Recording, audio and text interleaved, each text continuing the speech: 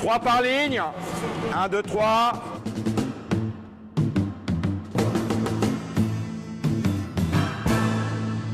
La tête en arrière, rentrer le menton ensuite. Ok ?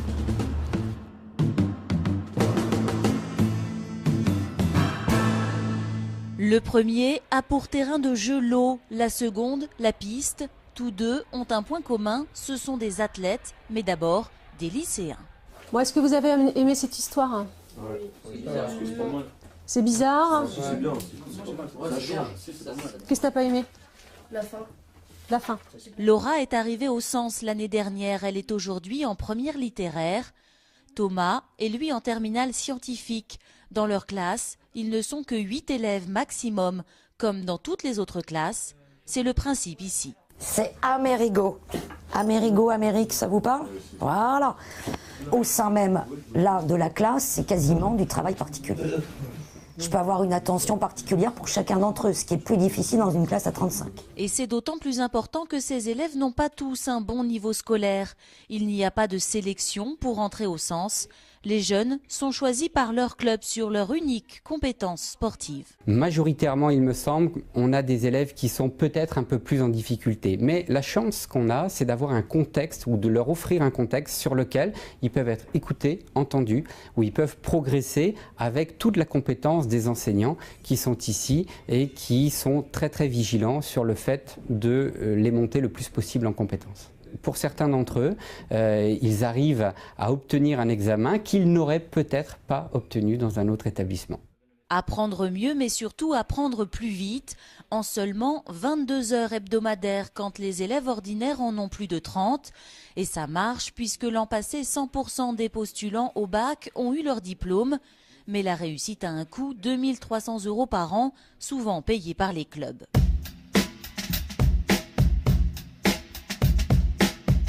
Mais les semaines de ces jeunes n'en sont pas moins chargées car il faut ajouter autant d'heures d'entraînement. Le total peut dépasser les 50 heures. 2 fois par jour, c'est le même va-et-vient devant l'école. Les navettes des entraîneurs récupèrent leurs poulains. Direction le stade pour Laura. C'est de bien ramener pied à plat sous le bassin.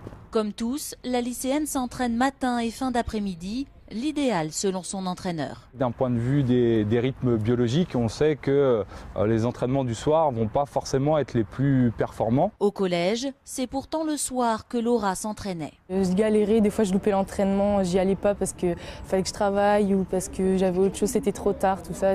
Alors que là, sachant que j'ai tout pour être bien, les horaires, le coach, l'entraînement, tout ça, on a envie d'y aller, on y va. On sent que nos performances vont augmenter, on est moins fatigué, on prend plus le temps de réfléchir, tout ça. 19 disciplines sont représentées au Sens, foot, basket, mais aussi gymnastique ou encore tennis de table.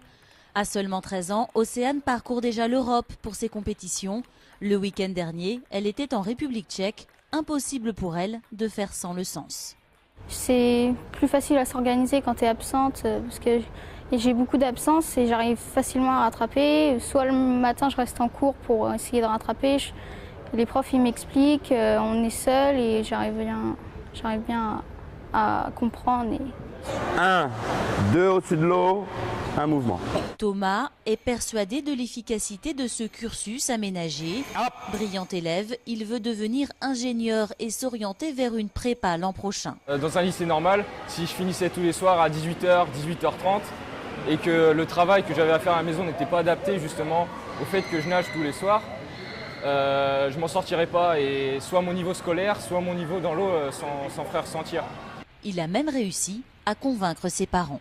On n'était pas forcément très partant au début parce qu'on avait un peu peur de classes trop réduites ou que l'enseignement y soit un peu différent d'ailleurs. Mais on a été assez vite rassurés par ses notes et puis par son résultat au brevet par exemple. Mais le Sens a des limites. Un BTS mis à part, il s'arrête au bac. Pour ses études supérieures, Thomas ne trouvera rien en France. Pour espérer nager un jour avec les meilleurs, il envisage de s'inscrire dans une université américaine. Préparer son avenir en dehors du sport, c'est la préoccupation des élèves et des profs, tous lucides. Le sport, c'est pas une fin en soi. Pour le moment, c'est une passion qu'ils exercent à un haut niveau, mais beaucoup quand même ont conscience qu'ils n'en feront pas leur métier. En fait, très peu feront carrière dans leur sport. Même au FCN, à peine 5% des inscrits au centre de formation accéderont à l'élite. En attendant, il faut travailler et ça se passe à la maison pour Thomas. Il vit à Orvault. C'est toujours plus agréable de se retrouver près de ses proches, surtout quand on arrive fatigué, plutôt que de se morfondre tout seul dans une chambre, on a avec qui échanger. Beaucoup logent au Krebs, le centre de ressources, d'expertise et de performance sportive dans le centre de Nantes.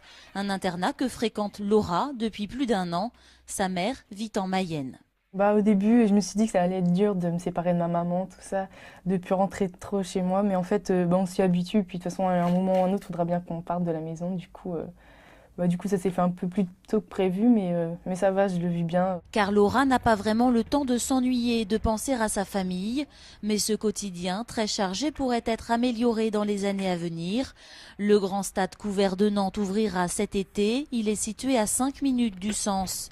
Autre bonne nouvelle, le Krebs trop vétuste va déménager. Un établissement neuf devrait voir le jour avant 2020 sur le site de la Jaunelière, avec sans doute quelques salles de sport. Cela permettra de limiter les déplacements, estimés pour de nombreux sportifs, à plus de 4 heures chaque semaine.